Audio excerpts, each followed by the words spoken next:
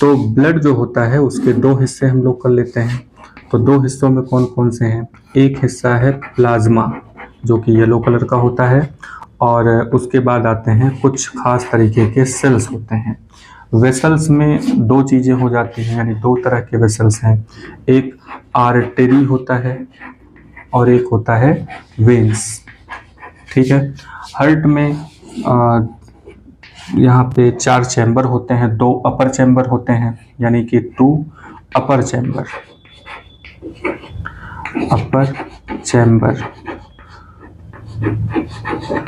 तो 2 अपर चैम्बर हो जाते हैं जिनको हम लोग एट्रिया कहेंगे, और 2 लोअर चैम्बर हैं। तो 2 लोअर चैम्बर हैं तो इनको वेंट्रिकल्स कहा जाता है। ठीक है। तो यहाँ पे प्लाज्मा, अब ये सेल की बात करें अगर, तो सेल में यहाँ पे जैसे ब्लड है, ब्लड में प्लाज्मा होता है, सेल होता है।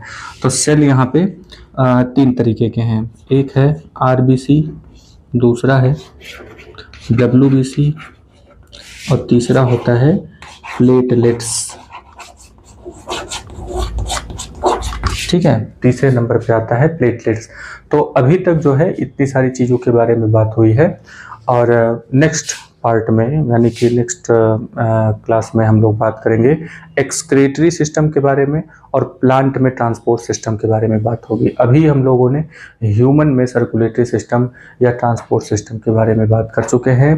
तो इसको आप बार बार देखिए, याद करने की कोशिश करिए, समझने की कोशिश करिए, फिगर को बुक में से बनाने की कोशिश करिए, और फिगर को जो है याद रखने की कोशिश करेंगे। तो फिगर को ठीक से याद रखते हैं तो बाकी बातें